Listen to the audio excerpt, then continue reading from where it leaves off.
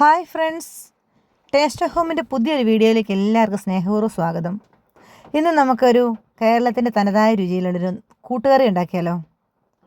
നേരത്തെ തന്നെ കഴുകി വൃത്തിയാക്കി വെള്ളത്തിലിട്ടിരുന്ന കടല നന്നായി കുതിർന്നിട്ടുണ്ട്. അതൊരു കുക്കറിലേക്ക് ഇട്ട് കൊടുക്കാം.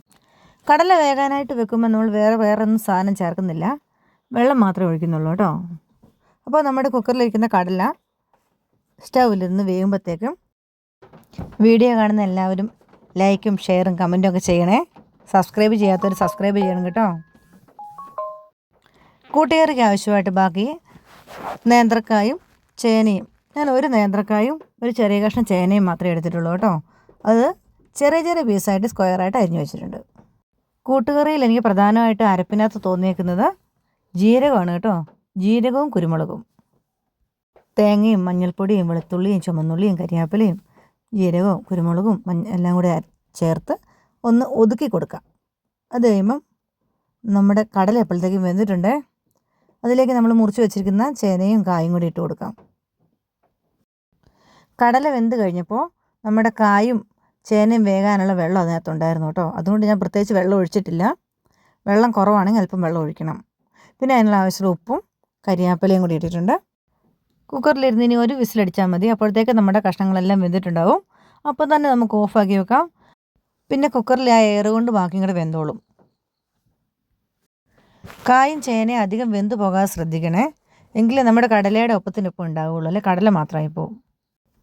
അങ്ങനെ നമ്മുടെ എല്ലാ സാധനങ്ങളും വെന്തിട്ടുണ്ട്. നമുക്കത് വേറൊരു ചെറിയൊരു ഉരുളിയിലേക്ക് മാറ്റി കൊടുക്കാം.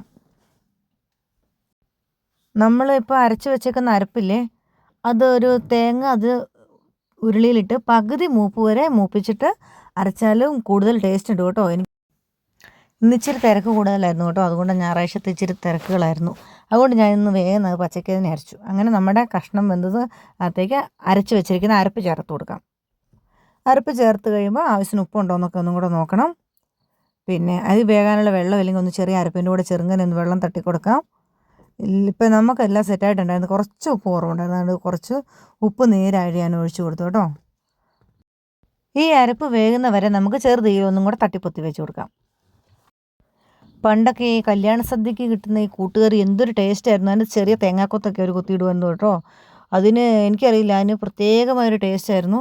ഞാൻ അന്ന് വിചാരിച്ചുകൊണ്ടിരുന്നത് നോൺ വെജ് ഐറ്റം എന്തോ ആയിരുന്നാണ്. ഞങ്ങളുടെ വീട്ടിലൊന്നും അങ്ങനെ വെക്കാറില്ലായിരുന്നു കേട്ടോ. നാടൻ സദ്യയുള്ള കല്യാണ വീട്ടിൽ പോകുകയെന്ന് പറയുമ്പോൾ എനിക്ക് കൂട്ടുകറി ആയിരുന്നു എൻ്റെ മനസ്സിൽ ആദ്യം ഉണ്ടായിരുന്നു കേട്ടോ. അത്രയ്ക്ക് ഇഷ്ടമായിരുന്നത്. കുറേ മേടിച്ച് കൂട്ടുമായിരുന്നു. ഇതും അവരുടെ പായസവും. ഇനി നമുക്കിതിന് വറവിടാൻ വേണ്ടിയിട്ട് ഒരു ചീനച്ചട്ടി ചൂടായി വരുമ്പോൾ നല്ല വെളിച്ചെണ്ണ ഒഴിച്ചു കൊടുക്കാം. അതിലേക്ക് കടുകും 2-3 വറ്റൽമുളകും കരിയാപ്പിലയൊക്കെ ഇട്ട് അത് ചൂടായി വരുമ്പോഴത്തേക്കും ആ ചിരണ്ടി വെച്ചിരിക്കുന്ന ഒരു പിടി തേങ്ങയുണ്ട് കേട്ടോ. അത് നന്നായിട്ട് അതിലേക്ക് ചുമക്കെ നല്ല കിലുകിലാന്ന് ഒച്ച കേൾക്കുന്നവരെ വറുത്തെടുക്കാം. കരിഞ്ഞും പോകരുത്. എണ്ണ ഒഴിച്ച് വറുക്കണം കേട്ടോ. അല്ലാണ്ടും എണ്ണ ഒഴിക്കാണ്ട് ഡ്രൈ ആയിട്ട് വറുത്താൽ തേങ്ങ ഇങ്ങനെ വറുത്തിട്ടാൽ ഗുണമില്ല. നല്ല എണ്ണ തെളിയണം വറുത്ത് കഴിയുമ്പോൾ. അങ്ങനെ നമ്മുടെ തേങ്ങ നല്ല പോലെ വറുത്ത് റെഡി ആയിട്ടുണ്ട്. ഇനി നമുക്ക് നമ്മുടെ കറിയിലേക്ക് അത് ചേർത്ത് കൊടുക്കാം. ചേർത്ത് കഴിഞ്ഞപ്പോൾ ഉണ്ടല്ലോ നല്ലൊരു മണമായിരുന്നു കേട്ടോ. ഞാൻ വിചാരിച്ചു ഇത്ര ടേസ്റ്റ് ഒന്നും ഉണ്ടാവില്ല എന്ന്. എനിക്ക് അങ്ങനെ അറിയില്ല. ഞാൻ ഓരോരുത്തരും ചോദിച്ച് പഠിച്ചത്. പണ്ടും ഉണ്ടാക്കിയിട്ടുണ്ട്, എങ്കിലും ഇന്ന് വെച്ചാൽ നല്ല ടേസ്റ്റ് ഉണ്ടായിരുന്നു. അതിൻ്റെ കൂടെ എൻ്റെ അമ്മയും എൻ്റെ ആങ്ങളെയും പിള്ളേരും ഒക്കെ വന്നിട്ടുണ്ടായിരുന്നു, ഫാമിലിയൊക്കെ വന്നിട്ടുണ്ടായിരുന്നു. അവർക്കും കൊടുക്കാൻ പറ്റി. എനിക്ക് ഭയങ്കര സന്തോഷമായി കേട്ടോ. അവരുടെ ഒരു പിക്കൊക്കെ എടുത്തിട്ട് ഇടണം എന്ന് ഞാൻ വിചാരിച്ചത്, പക്ഷെ അതൊന്നും നടന്നില്ല. എങ്കിലും അങ്ങനെ നമ്മുടെ കൂട്ടുകറി റെഡി ആയിട്ടുണ്ട്. എല്ലാവരും ഒന്ന് ട്രൈ ചെയ്ത് നോക്കണേ. ഇനിയിപ്പോൾ ഓണമൊക്കെ വരാൻ പോകല്ലേ. ഇതിലും നന്നായിട്ട് ഉണ്ടാക്കാൻ എല്ലാവർക്കും അറിയാമായിരിക്കും. എന്നോടത് പറഞ്ഞു തരണം കേട്ടോ. പിന്നെ നിങ്ങളുടെ എല്ലാ അഭിപ്രായങ്ങളും നിർദ്ദേശങ്ങളും ഒക്കെ എനിക്ക് അറിയിക്കണേ. എൻ്റെ വീഡിയോ കാണുമ്പോൾ ലൈക്ക് ചെയ്യാനും ഷെയർ ചെയ്യാനും കമൻറ്റ് ചെയ്യാനും മറക്കരുതേ. അപ്പോൾ ഇനി ഒരു പുതിയ വീഡിയോയിലൂടെ പിന്നെ കാണാം. താങ്ക്